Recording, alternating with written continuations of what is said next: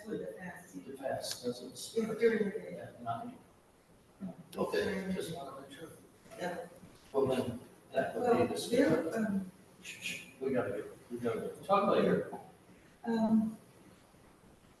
you were very successful on the other one. Yeah. And, it was David's helping too.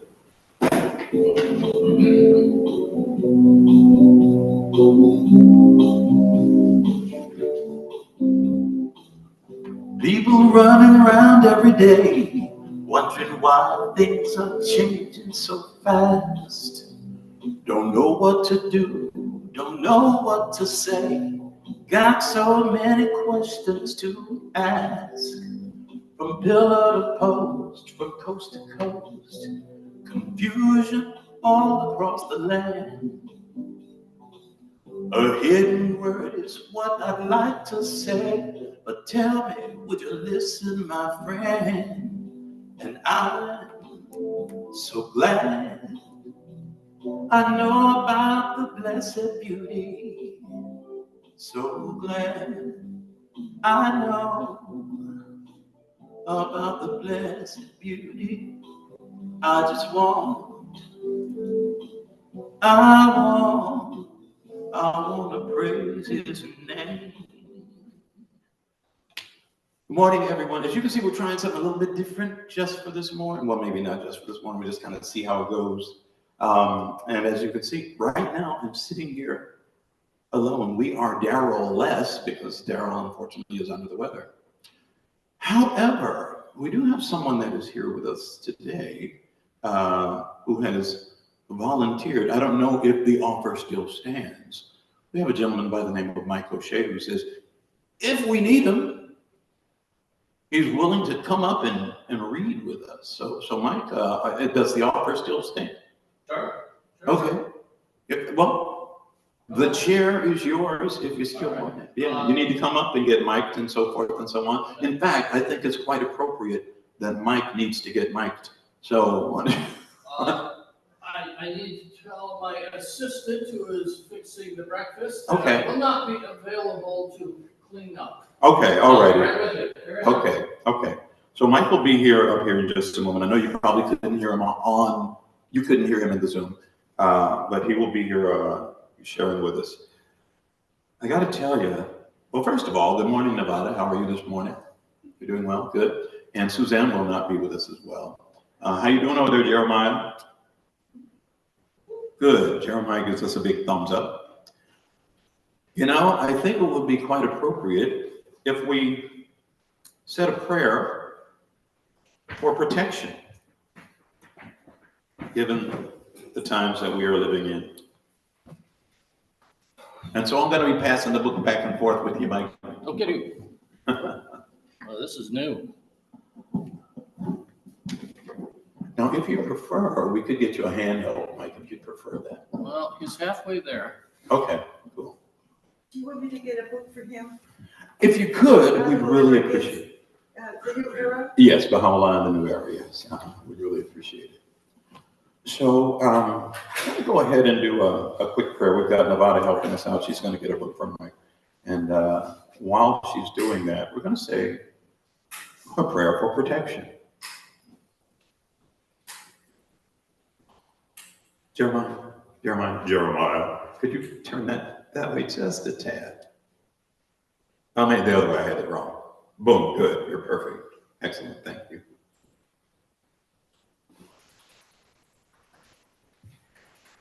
Lauded be thy name, O Lord my God.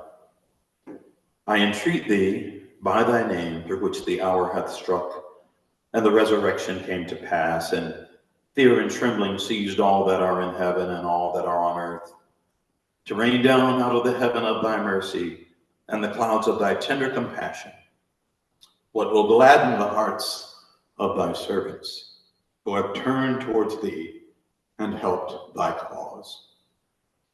Keep safe thy servants and thy handmaidens, O my Lord, from the darts of idle fancy and vain imaginings, and give them from the hands of thy grace a draught of the salt flowing waters of thy knowledge. Thou truly art the Almighty, the most exalted, the ever-forgiving, the most generous. And this is a prayer revealed by Baha'u'llah. Now, as you know, as we always like to, we like to do a quick little review. And so for anyone who, for whatever reason, maybe this is your first time with us, I don't know, but we are studying Baha'u'llah and the New Era. And I want to give people a close-up look of this book. My book is a mess, though. It's a paperback, the cover is rolling off of it and so forth, but it's been through some stuff. But yeah, Baha'u'llah and the New Era, An Introduction to the Baha'i Faith by J.E. Esselmont. And we are in not the final part of the book, but certainly the final chapter of the book, because after this final chapter, there's an epilogue. But we are in the final chapter of the book, which we just started last week, which is chapter 15. Chapter 15. And let me get to, because of where we left off, I'm tempted to start the chapter all over again, because we just got into that first section. And we finished that first section. But I'm going to go ahead and start reading. If you recall, if you were with us last week, at the beginning of this chapter is actually one of the hidden words, where Baha'u'llah is basically saying, I've done, my mission is complete. I've done what I've been told by God to do. And now it's up to you. Let's see what you will do. But this is how it reads. And one more thing, I liken this to Jesus's last moments on the cross when he said, "It is finished." That's just me, no authority here, but that's just me. But it says, "I bear witness, O friends, that the favor is complete, the argument fulfilled, the proof manifest, and the evidence established. Let it now be seen what your endeavors in the path of detachment will reveal. In this wise hath the divine favor been fully vouchsafed unto you and unto them that are in heaven and on earth. All praise to God, the Lord of the worlds." Again, words of Baha'u'llah. I also liken it to the Great Commission, where Jesus tells his disciples, go out into all the world. It's basically, again, saying the same thing in general. So I'm going to read this part again, progress of the cause. Unfortunately, it is impossible within the space at our disposal to describe in detail the progress of the Baha'i faith throughout the world. Many chapters might be devoted to this fascinating subject, and many thrilling stories related about the pioneers and martyrs of the cause, but a very brief summary must suffice. There you go, Mike. Chapter 15. Well, there are different editions, so yeah. In Persia, the early believers in this revelation met with the utmost opposition, persecution, and cruelty at the hands of their fellow countrymen. But they faced all calamities and ordeals with sublime heroism, firmness, and patience. Their baptism was in their own blood. For many thousands of them perished as martyrs, while thousands more were beaten, imprisoned, stripped of their possessions, driven from their homes, or otherwise ill-treated. Mike, you look like I got it. You got it. Oh, you got it? Okay. I'll finish this section and I'll let you pick it up. Or otherwise ill-treated. For 60 years or more, anyone in Persia who dared to own allegiance to the Bab or Baha'u'llah did so at the risk of his property, his freedom, and even his life. Yet, this determined and ferocious opposition could no more check the progress of the movement than a cloud of dust could keep the sun from rising. From one end of Persia to the other, Baha'is are now to be found in almost every city and town, and even amongst the nomad tribes. In some villages, the whole population is Baha'i, and in other places, a large proportion of the inhabitants are believers. Recruited from many and diverse sects, which were bitterly hostile to each other, they now form a great fellowship of friends who acknowledge brotherhood, not only one with each other, but with all men everywhere. who are working for the unification and upliftment of humanity, for the removal of all prejudices and conflict, and for the establishment of the kingdom of God in the world. I think I'll stop there, Mike, and let you pick it up if you want to. Mm-hmm, sure. What miracle could be greater than this? Only one, and that the accomplishment throughout the entire world of the task to which these men have set themselves. And signs are not lacking that this greater miracle too is in progress. The faith is showing an astonishing vitality and is spreading like leaven through the lump of humanity, transforming people and society as it spreads. The relatively small number of Baha'is may still seem insignificant in comparison with the followers of the ancient religions, but they are confident that a divine power has blessed them with the high privilege of serving a new world order into which will throng the multitudes of East and West at no distant day. While therefore it remains true that the Holy Spirit, as reflected from pure hearts in all countries, still unconscious of the source and the growth of the faith, can be witnessed in many efforts outside the Baha'i community to promote one or another of Baha'u'llah's teachings. Nevertheless, the lack of any enduring foundation in the old world order is convincing proof that the ideals of the kingdom can only become fruitful within the framework of the Baha'i community. Okay, Mike, I'm going to stop you there. I do that sometimes.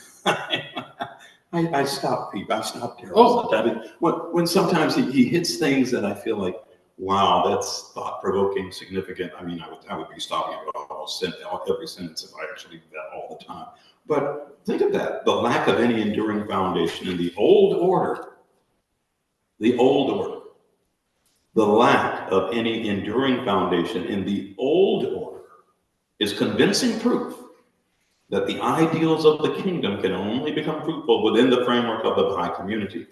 We, Baha'is, and anyone who chooses to be a part of this faith, it really is up to us to apply the teachings. Because what really grabs me in that sentence is the lack of any enduring foundation in the old order. And for anyone who wonders what is the old order or what's happening with the old order, look around you. You are seeing, you are witnessing what is happening in the old order. Okay. You want to continue? I'd like to contribute. Please. Oh, I mean, Since I'm reading, I guess I can well, do that. I didn't say it about you. Listen, before you start, I didn't say that. I just said Mike. This is Mike O'Shea, folks. He's a member of our local Baha'i community. And he came here and he's joining us. He's also cooking breakfast for us. So, but in Daryl's absence, he has offered to sit in. So I just thought I should give you a proper introduction. Thank you. Okay, now Mike, please. Yeah, a lot of people don't know who I am. Yeah.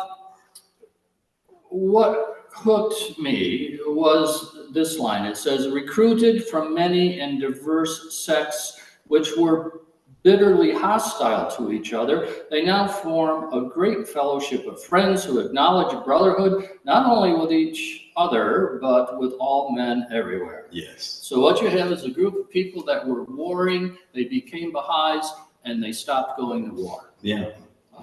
I'm glad you pointed that out. Thank you so much. There it is. And you know, that's still a hallmark of his faith. I mean, I mean, as the faith grows, it is a hallmark of this faith that people from, whether they were warring or not, so many diverse backgrounds. I think of the community that we are both in, the diversity that even we experience here. Not that it's everywhere, because obviously sometimes you go places and it's a homogeneous community. But I think of, again, the different people that we see when we have our gatherings here. And it is such a diverse and appropriately and wonderfully diverse gathering when we all gather together. Can I contribute a story. Quick one. Sure. Okay.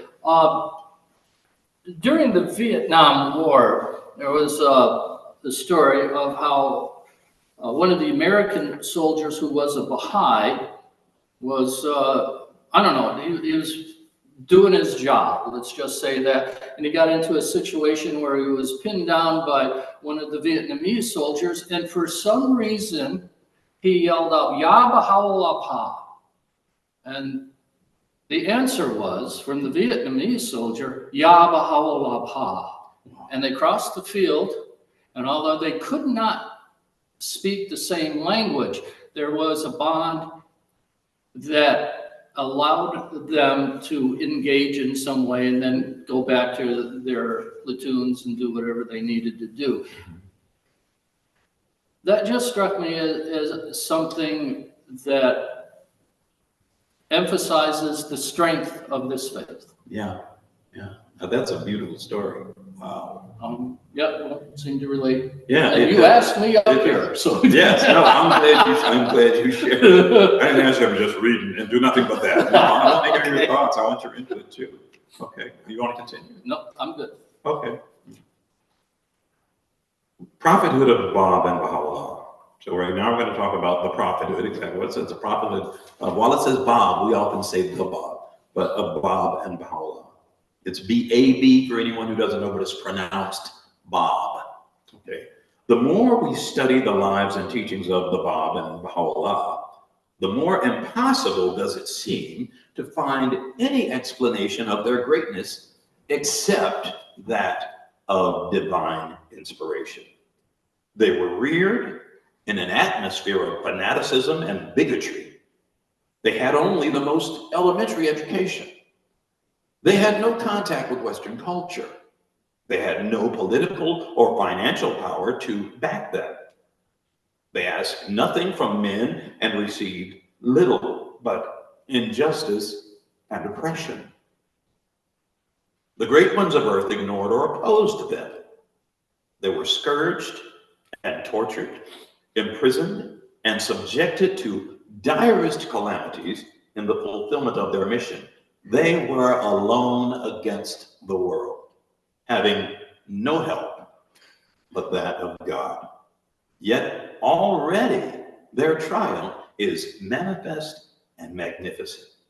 The grandeur and sublimity of their ideals, the nobility and self-sacrifice of their lives, their dauntless courage and conviction, their amazing wisdom and knowledge, their grasp of the needs of both Eastern and Western peoples, the comprehensiveness and adequacy of their teachings, their power to inspire wholehearted devotion and enthusiasm in their followers, the penetration and potency of their influence, the progress of the movement they founded. Surely these constitute proofs of prophethood as convincing as any which the history of religion can show.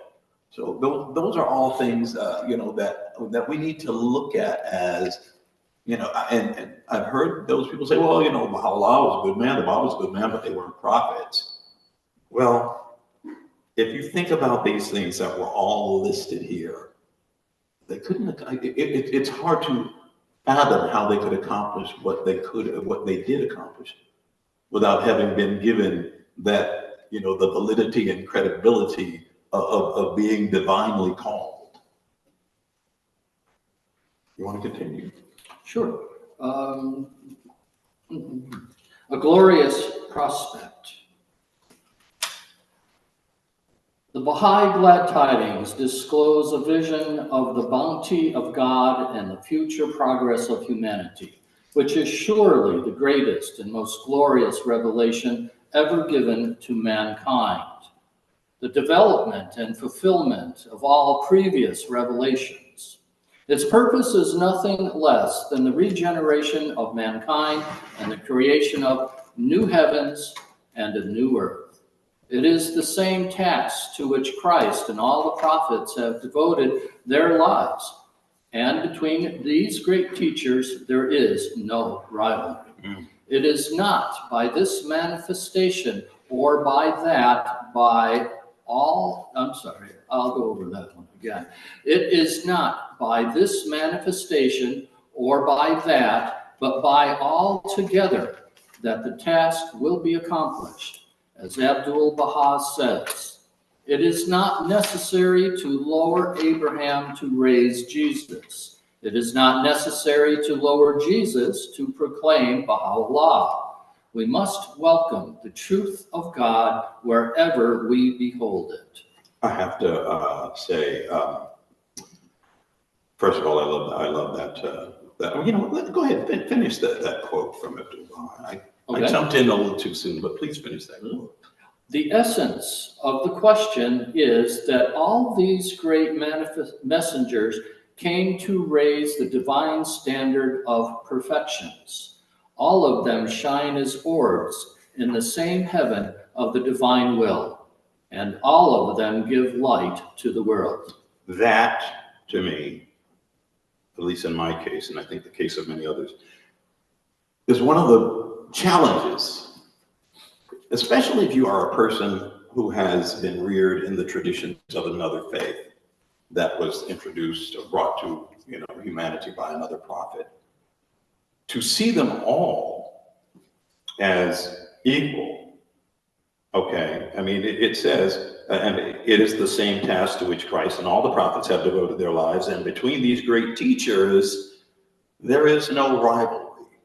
And yet, obviously, frequently among their followers, there's this sense of a rivalry. We're right, you're wrong. Or your prophet is nice, but I'm good. And Abdul-Baha says it is, at least coming from not Abdul-Baha, but as an introduction to the quote by Abdul-Baha, it is not by this manifestation or by that, but by all together that the task will be accomplished, and that task being the creation of new heavens and a new earth. And again, I'll say on a personal level, that was one of the challenges for me, having grown up in the Christian faith. But finally, again, coming to realize, and I've said this before in our earlier previous devotions, that accepting Baha'u'llah was not leaving Jesus. It is accepting Baha'u'llah is believing in the prophecies of Jesus and believing that, they have come to pass, they have come true, and the prophecies of previous prophets as well. And for those people who study their the writings of their faith deeply and without prejudice, as Baha'u'llah frequently points out, you have to do so without prejudice. It becomes less of a challenge to make that connection. I'll just say that. As Abdul-Baha said, all of them to give light to the world. Okay, stop there. You want to continue? Sure. The task is God's, and God calls not only the prophets, but all mankind to be his co-workers in this creative process. If we refuse his invitation, we shall not hinder the work from going on, for what God wills shall surely come to pass. If we fail to play our part, he can raise up other instruments to perform his purpose, but we shall miss the real aim and object of our own lives. At one moment with God, becoming his lovers, his servants, the willing channels and mediums of his creative power, so that we are conscious of no life within us but his divine and abundant life. Mm-hmm. That, according to the Baha'i teachings, is the ineffable and glorious consummation of human existence. That's what we're here for. That's a lot. And it is. I mean, I remember recently, and I heard more than once, but recently I heard a different perspective where someone was saying, not about religion, but about some people's view versus the way they view. And what they were saying is, some people view themselves as having rights This person who was saying this says they view themselves, or they view themselves as having responsibilities, and I look at this, and that's what we have to remember to me, is that once we choose to become a part of, I would dare say, any faith, it's wonderful to think about salvation and so forth.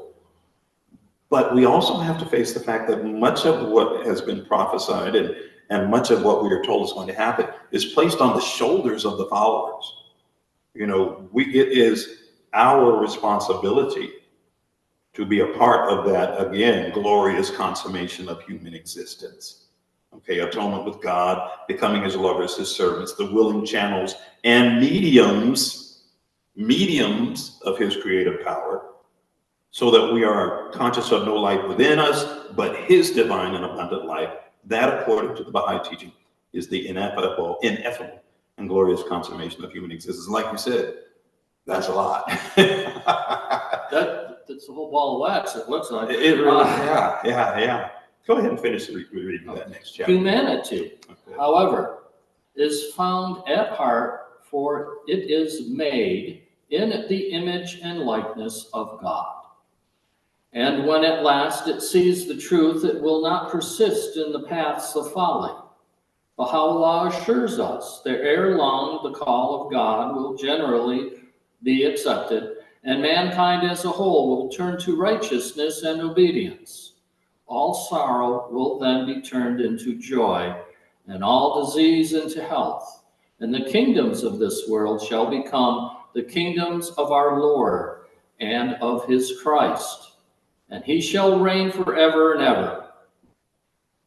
I'm not sure what that's from Revelation. Yes, that's from Revelation. Yes. Not only those on earth, but all in the heavens and on the earth shall become one in God and rejoice eternally in him. Okay. Not only those on earth, but so it's not just limited to us. It's not just limited to us. And that really, it speaks to our place in the universe when it says, not only those on earth, but all in the heavens and on the earth shall become one in God and rejoice eternally. Now, this is the point where we usually have a song, and we're going to do that now. A little different. I usually play guitar, and as you can see, I'm not doing that today. I won't get into why. But let's just hope this goes okay. Let's see. Here we go. What I do want to point out that this song it talked about, the martyrs, and we've gone over quite a few times about what the Bab and what the Baha'u'llah were subjected to when they announced their prophethood. And this song is basically a song about the people who didn't believe.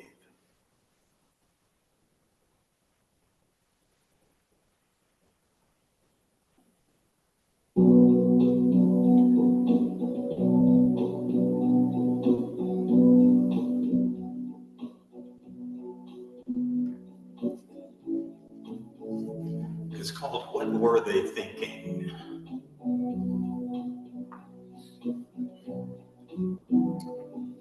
What were they thinking when they put you in chains? What were they thinking when they caused you such pain? How could they miss what now is so very plain? How could they not love you, O glory of God? O glory of God, O glory of God, O glory of God. How could they treat you with such utter disgrace? Stripped you of everything, they left not a trace. Your prison turned into a heavenly place. How could they not love you, O glory of God? O glory of God. O glory of God. O glory of God. How could they not see all of your glory? Oh, blessed beauty.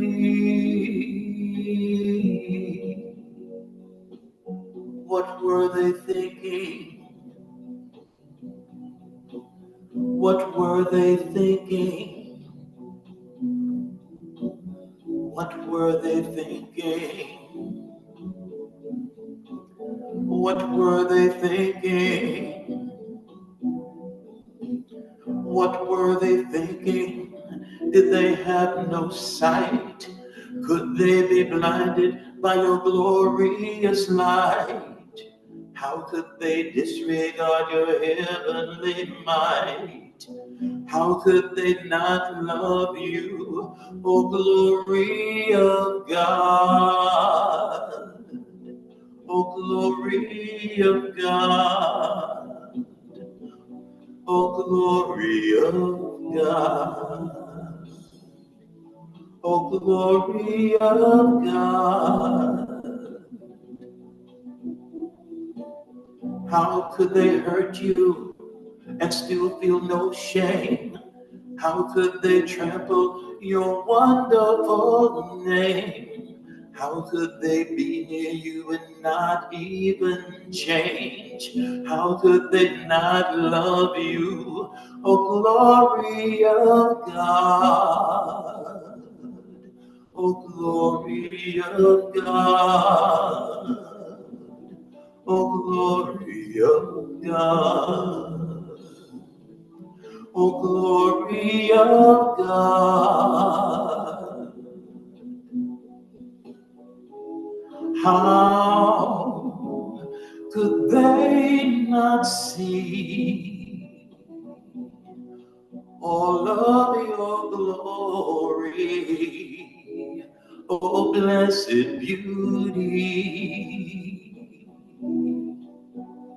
And how could they not recognize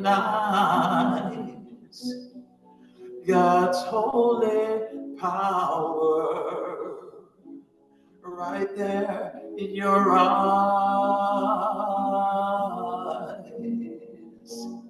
What were they thinking?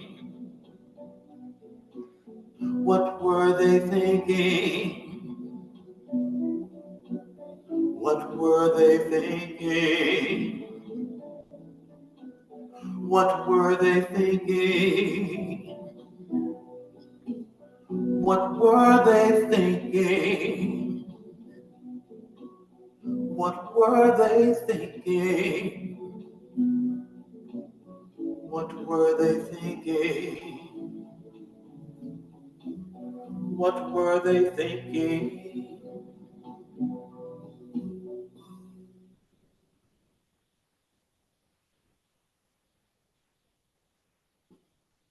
What were they thinking?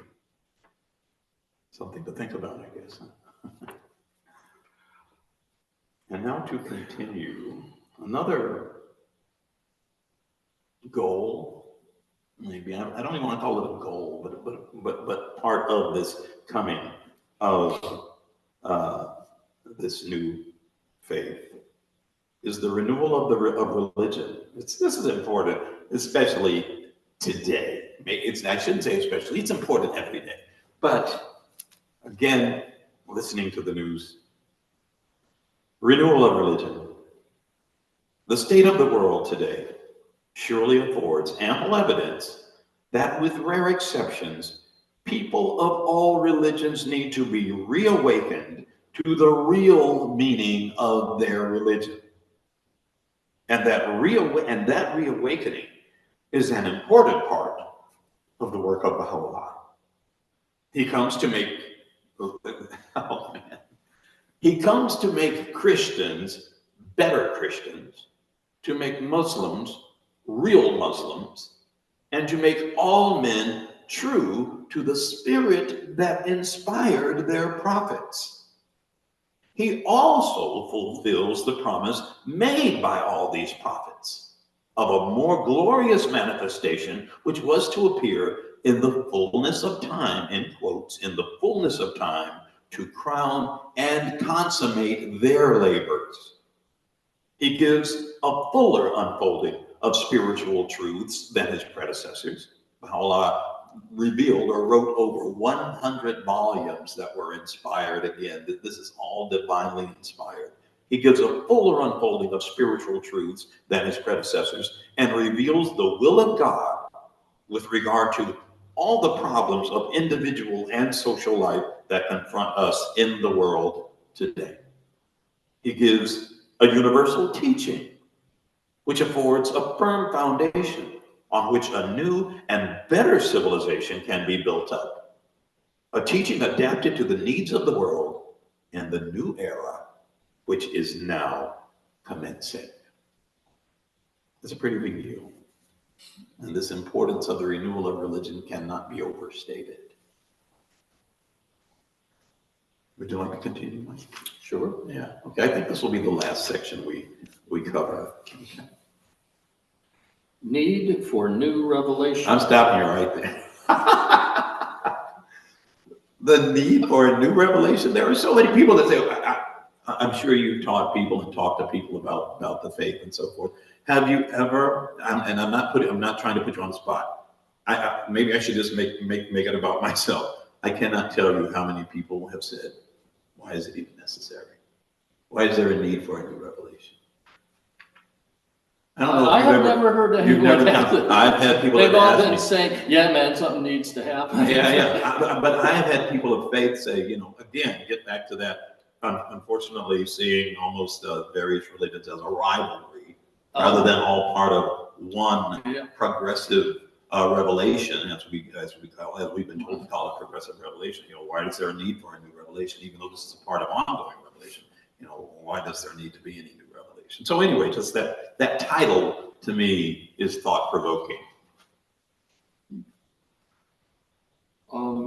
I guess it's because, I'm going to read instead of giving all my opinions because it's a list that long. Okay. All right. The unification of the world of humanity, the welding together of the world's different religions, the reconciliation of religion and science, the establishment of universal peace, of international arbitration, of an international house of justice, of an international language, the emancipation of women, universal education, the abolition not only of chattel slavery, but of industrial slavery, the organization of humanity as a single whole with due regard to the rights and liberties of each individual.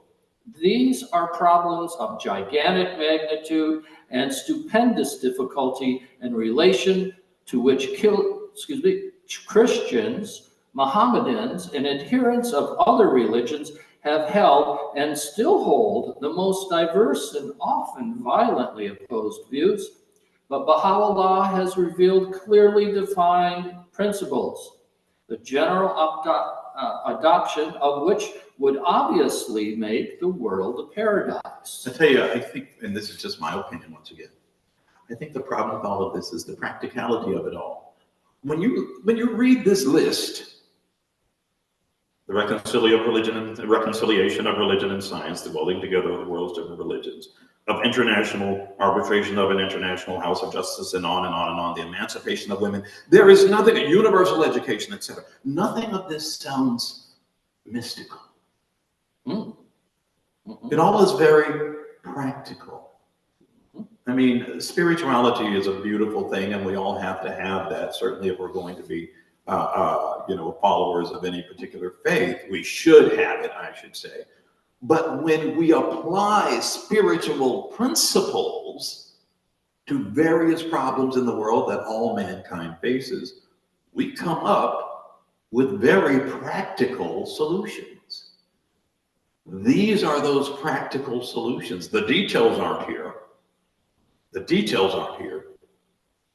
But the practicality of spiritually applied solutions this is a title of some of those things that will be the result of those things. The welding together of the world's different religions, reconciliation of religion and science, establishment of universal peace, of international arbitration, of an international house of justice, international language, emancipation of women, universal education. Again, we would like to think that it would all be, and there's more here, which Mike did read. And in fact, based on something that we see in the news even today, the abolition not only of chattel slavery, but of industrial slavery. And I got to tell you, frankly, as an African American, knowing the history of this nation, when I read where Baha'u'llah says prohibits slavery of any type, there it is in divinely inspired writings. That's not the only thing that got me, but it stood out. It stood out for me. And there's something here I would think that should appeal to everyone, but it's not about appealing. It's about, again, the application of spiritual principles to bring about practical results. And I think it's all here in this brief paragraph here. If we could just get people to understand the potency of it. And that's our job. And that's, when you get down to it, it's why we're doing what we're doing right now. So at this time, we're going to go ahead and stop there. And had I not gone on so long, I had actually changed my mind and said, maybe we should do this next section. We're not. But next week, we will begin, continuing in chapter 15. We're going to begin in this section that it says, truth is for all. Truth is for all. We're going to look at that next week. And at this time, as always, we like to allow anyone, or invite anyone, we should say, anyone who would like to offer up a prayer or a reading of your choosing. Normally we start with our Andy Murphy moment, but I can see in the Zoom, Andy is not here today with us. But anyone who would like to share a prayer or reading of your choosing, this is that time. And I noticed that Terry is on screen now. Terry, would you have one you'd like to share? Sure. Give me a second. Please. For aid and assistance. My God, the object of my adoration, the goal of my desire, the all-bountiful, the most compassionate, all life is of thee, and all power lieth within the grasp of thine omnipotence. Whosoever thou exaltest is raised above the angels and attaineth the station. Verily, we uplifted him to a place on high. And whosoever thou dost abase is made lower than dust, nay, less than nothing. Of divine providence, though wicked, sinful, and intemperate, we still seek from thee a seat of truth, and long to behold the countenance of the omnipotent King. It is thine to command, and all sovereignty belongeth to thee, and the realm of might boweth before thy behest. Everything thou doest is pure justice, nay, the very essence of grace. One gleam from the splendors of thy name, the all-merciful, sufficeth to banish and blot out every trace of sinfulness from the world. And a single breath from the breeze of the day of revelation is enough to adorn all mankind with a fresh attire. Vouchsafe thy strength, O Almighty One, unto thy weak creatures, and quicken them who are as dead, that haply they may find thee, and may be led into the ocean of thy guidance, and may remain steadfast in thy cause. Should the fragrance of thy praise be shed above any of the diverse tongues of the world, out of the east or out of the west, it would verily be prized and greatly cherished. If such tongues, however, be deprived of that fragrance, they assuredly would be unworthy of any mention, in word or yet in thought. We beg of thee, O Providence, to show thy way unto all men, and to guide them aright. Thou art verily the Almighty, the most powerful, the all-knowing, the all-seeing. And this is from the Epistle to the Son of the Lord, page 10.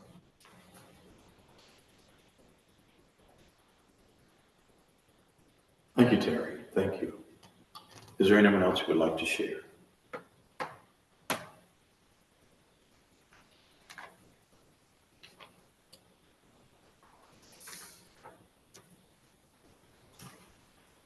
Well, I think I will take this opportunity to share a prayer. We recently have lost a couple of friends locally here. And so I'd like to say a prayer for the departed.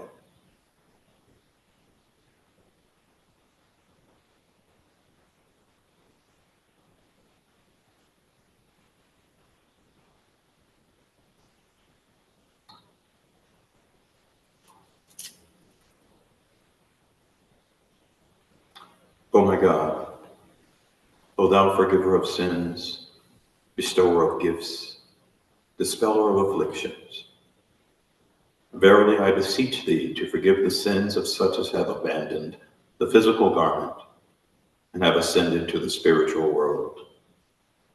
O my Lord, purify them from trespasses, dispel their sorrows, and change their darkness into light. Cause them to enter the garden of happiness, cleanse them with the most pure water, and grant them to behold thy splendors on the loftiest mount.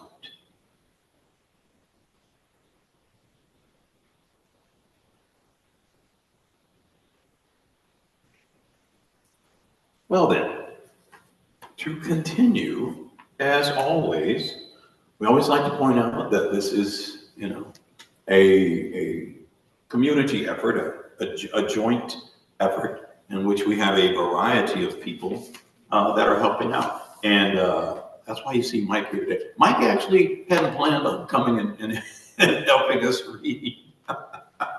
He came to fix breakfast. But in Daryl's absence, he offered to stand in. And if I may say so, Mike, I really love what you brought to the program. Oh, good. Yeah. And I Be mean happy that, to do it. mean that sincerely. And in the future, if there are any times that you would like to be a part of our Sunday morning devotion, don't hesitate to ask. No, don't ask. Just come and be. All right, sure, why not? I'll remember to take off my apron on stage. Because Suzanne Gerson also has helped us out a few times. And one thing, Daryl and I have been doing it for a long time now, and I'm always once Sue helped out, and now you, I am just so impressed isn't the right word, but overjoyed with the different flavor that you bring, the different insight, especially that the two of you have brought in. I think that is something that we certainly want to foster. Admittedly, it is difficult it's a challenge to get people. Not everyone, feels comfortable coming up front and so forth and so on. So I understand that. So I really appreciate your being willing to, you stick your head out and help us out with this morning. And I certainly hope we do this again in the future.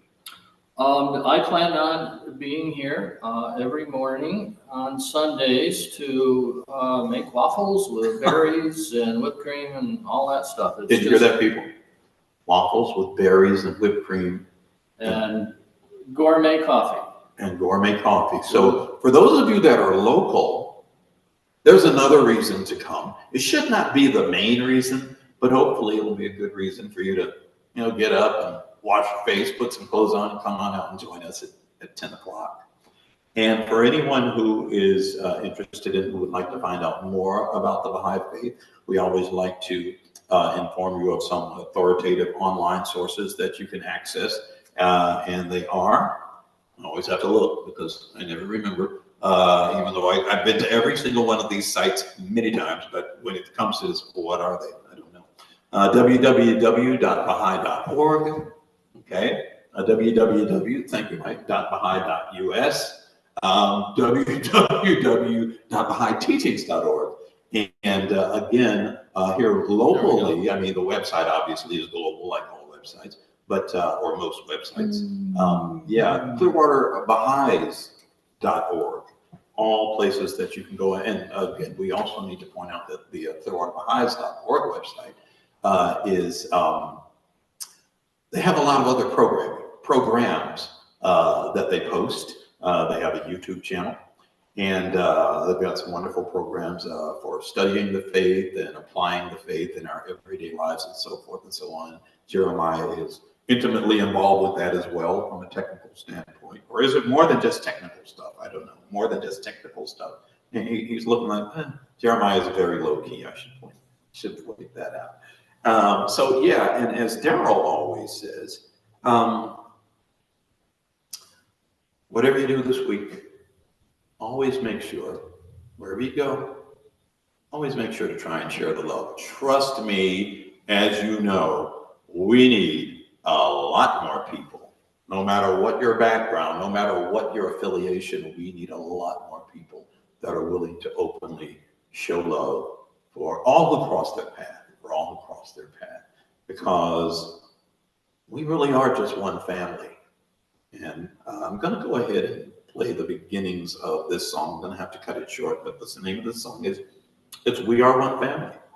So. I'm going to turn that up just a tad.